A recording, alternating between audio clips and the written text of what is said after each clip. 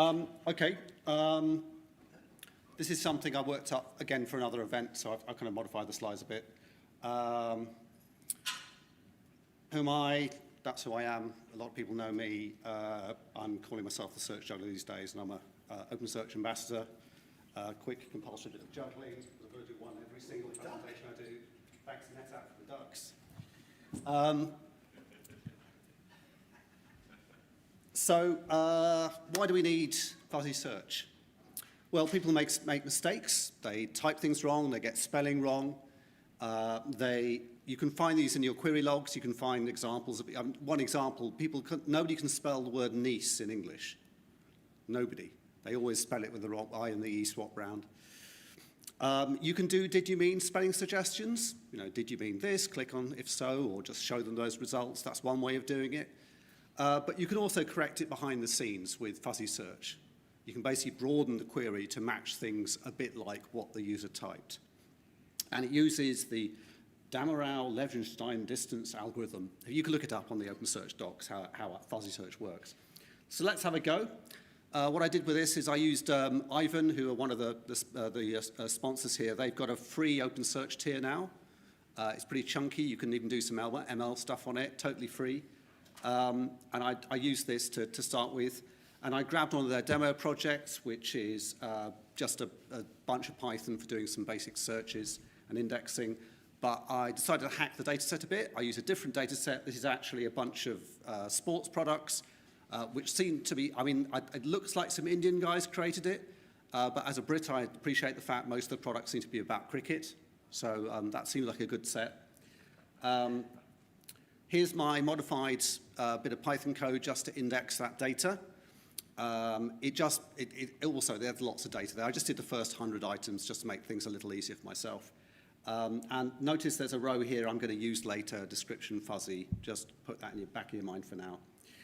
And I just have to add the free cluster details to another file. I have to modify the index name, and then I just have to run some indexer code. It spits out the documents I'm going to send up to OpenSearch. Again, all cricket things.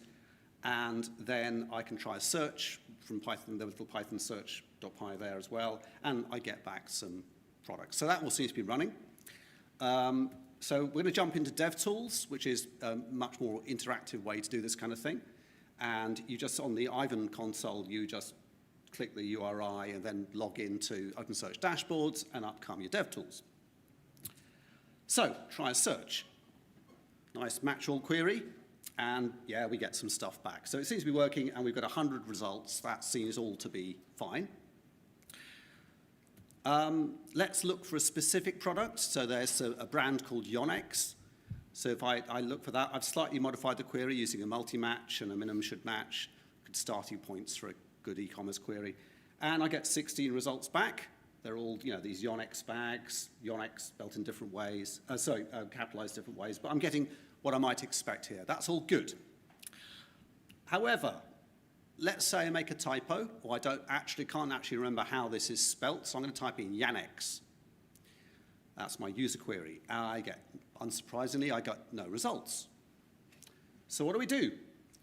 Fuzzy search to the rescue. So we just add the fuzziness parameter there, and we're using the auto setting. There's lots of different settings for fuzziness. This is a good starting point. It performs pretty well for most situations. And yeah, we get 16 results again. So what's actually happening under the hood? How is this actually working? So what we can do is we can use the profile API in OpenSearch, and this will actually give us a massive, great response. It shows pretty much everything that happens with the query. I don't do this in production. Be careful, because it will just eat up resources. But it'll actually show you, if you go through all that, you'll find some bits of the query. This is how it's kind of broken down into what's actually going to happen as a Lucene query. One of the parts of the composite query this bit of OpenSearch builds is a Boolean query, and you can see what it's done here. You can see various varieties of the word bag, and it's also given me Yonex.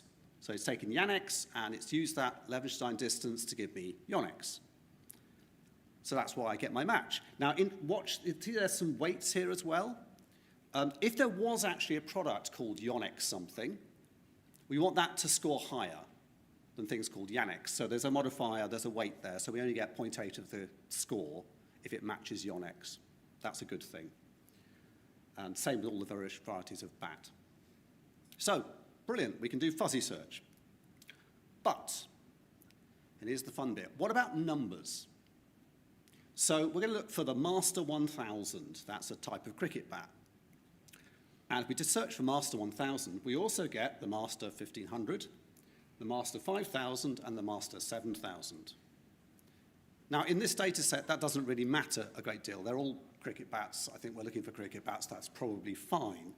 But you can see what's happening here. If you again use the profile API, you can see the fuzziness has basically started modifying the numbers. So again, we're looking for these different varieties of that number 1000. This might be a problem if the precise matching of that number is important. It won't always be the case, but say you're looking for a part number, and you get a slightly different part number because of your fuzzy search. And the way part numbers work is, say you're dealing with some industrial machine, this bearing will not fit your machine. You don't want that. You want a very precise result. This is the one I want. Another thing I came up, what about sizes? You're looking for a T-shirt this size. You don't really want T-shirts this other size. What about ages? This is one I came into with a client of mine.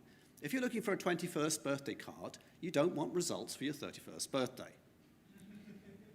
It's just rubbish. It looks like, you can go the whole, yes, we're going to recall anything that might possibly match and then div it in a nice scored and ranked list, but sometimes you just don't want to show those terrible matches at all. But we can fix it. And what we're going to do is we're going to change all the numbers in our source data into the words of the numbers. We're going to turn 1 into O-N-E, et cetera, et cetera. We're also going to wrap these with underscores, and this should prevent those character representations being turned into the other types of numbers. It's not just going to be a one character change between 1 and 2, for example. And we're going to use the mapping character filter. Here's the thing to remember. The words from your, and this is something people just don't get quite often, the words from your document aren't actually what's in your index.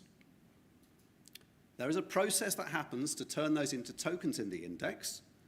This is called an analysis, and they may look very odd when you actually look at what's in the index. And somehow people sometimes gloss over this. You can pretty much turn the original words or the original terms from your source document into anything you like in the index. This is sometimes how synonyms work. For example, you might put in the index lots of varieties of the same word at the same word position, and that's the way sometimes synonym matches work. So this is what we're going to do. We're going to use the mapping thing, and you can see the interesting bits in the middle there. This is a character filter, and it's going to turn 1 into 1, 2 into 2, da, da, da, da, da. Okay? And we put those underscores in. This will help when we're looking at what's actually happening. We can kind of see where this mapping has happened. So if I put this into the DevTools, kill off the index, put the index back up again with some slightly different mappings, and then re-index with my Python script, get my data back up into that, there we go. There's a bit more, but ignore it for now. Try a fuzzy search, and it works. We only get the master 1000. Right. However, a gotcha. If you look for master 9000, you'll get the 1000 and the 5000.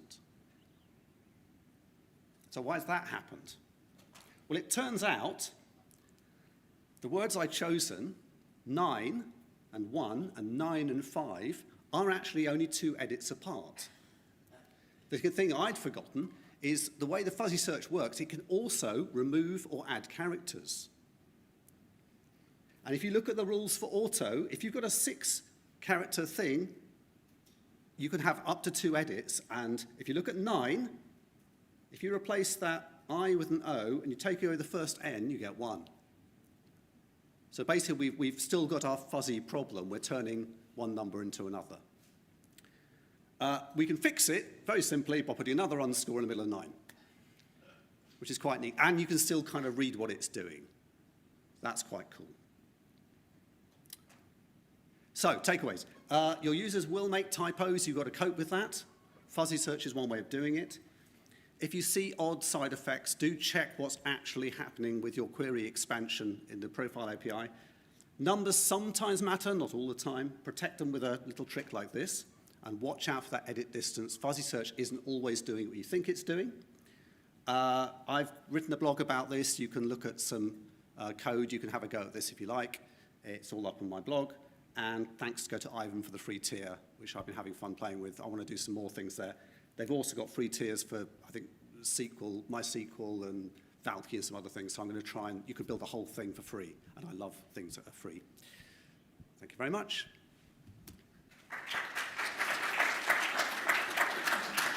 Thank you, Charlie. Any questions? Or will you take questions? Yeah. Cool. Any questions? We have 3 minutes for questions.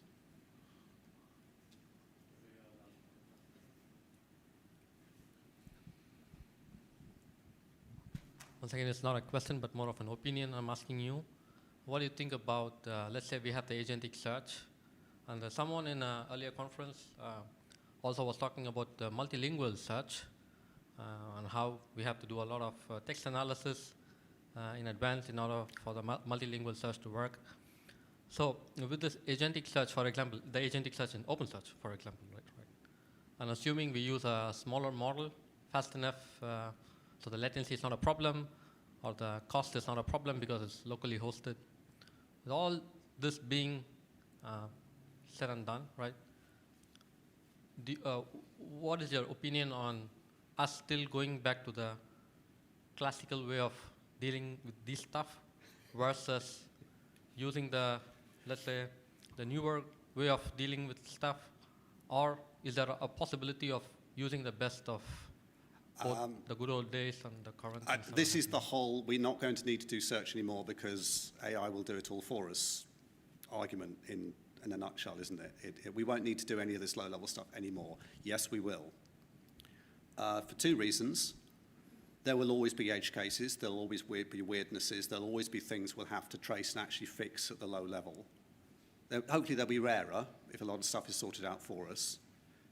The other reason is the clients I talk to, sometimes from very, very big companies, they'd love to do agentic search. Unfortunately, they're on a 6-year-old version of the search engine. They haven't got any budget. Nobody understands how it actually works anymore because it's full of, weird modifications and extra things that have come on. They've got some half-baked ML that the people who wrote it left. In the reality, there is still lots of old-school search problems to fix like this. It's a lovely idea, and I think multilingual stuff in particular is always a bit thorny. That's when you do need to dive into this analysis stuff. It never quite works out as you think. It's a lovely idea that all of this will just magically work with agentic search. I'm going to be a cynical old search guy and say, nope, not always going to happen. Thank you, Charlie.